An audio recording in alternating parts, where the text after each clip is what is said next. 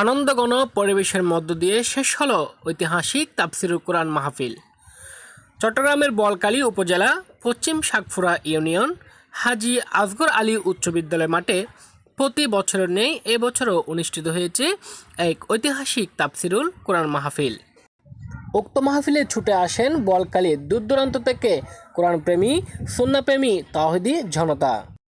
উক্ত তাফসিরুল কুরআন মাহফিলে প্রধান মুফাচ্ছির হিসেবে উপস্থিত ছিলেন আন্তর্জাতিক খ্যাতিসম্পন্ন মুফাসসিরে কুরআন হযরত আল্লামা ডক্টর আবুল কালাম আল আজাহারি, ঢাকা।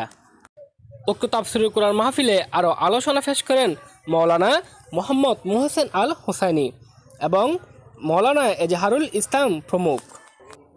উক্ত তাফসিরুল কুরআন মাহফিলে প্রধান মেহমান হিসেবে উপস্থিত ছিলেন বাংলাদেশ জামাত ইসলামীর চট্টগ্রাম ৮ সংসদীয় আসনের সংসদ সদস্য পদপ্রার্থী মানবিক ডাক্তার জননেতা আলহাজ ডাক্তার মোহাম্মদ আবু নাসের সাহেব।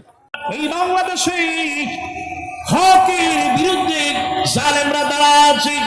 এই বাংলাদেশে একটা যুদ্ধ হবে, হকের বিরুদ্ধে বাতিলের যুদ্ধ, সত্যের পক্ষে মিথ্যার যুদ্ধ, ফেরাউনের বিপক্ষে মুসার যুদ্ধ। এই বাংলাদেশে একটা যুদ্ধ হবে, ওই যুদ্ধে যারা সত্যের সেনানী ফেরাউনের বিরুদ্ধে যারা থাকবেন, জীবন দিয়ে দিবেন, আমার আল্লাহ তাদের কবুল করবেন। সুবহানাল্লাহ। অন্ধকারের ভিতরে থাকা ফল এই মানুষগুলোকে যখন কোরআনের দিকে আহ্বান করা হলো, কোরআন দিয়ে যখন তাদেরকে বোঝানো হলো, তখন এই মানুষগুলো জান্নাতের সার্টিফিকেট পেয়ে গিয়েছে। আলহামদুলিল্লাহ। আমি এখন যে কাজে নেমেছি, এখানে আমি একটু মানুষের ভিতরে ঢোকার চেষ্টা করতেছি, মানুষের অন্তরের ভিতরে ঢোকার চেষ্টা করতেছি।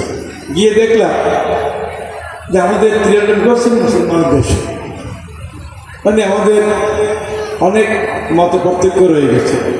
আমি প্রায় বলি মত পার্থক্য বলে আবার এটা চিন্তা করলে একটাকে তো যাবে না। মানে দেশের মানুষকে, দেশের মুসলমানদেরকে ঐক্যবদ্ধ না থাকলে আমাদের ইসলামকে আসলে সঠিকভাবে প্রতিষ্ঠিত করা যাবে না।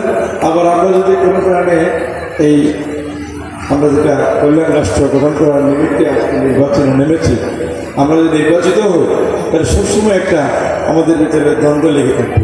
যেন এখন থেকে আমার আবদার, আবেদন এবং সবাইকে বোঝানোর চেষ্টা করছি যে আমাদের আলোচনা যেন একটু আমরা বলার জন্য অনুরোধ করি সবসময় যে আমাদের মানে মুসলমানদের ভিতরে আমাদের মত পার্থক্যগুলো একটু কাছাকাছি নিয়ে আসতে হবে।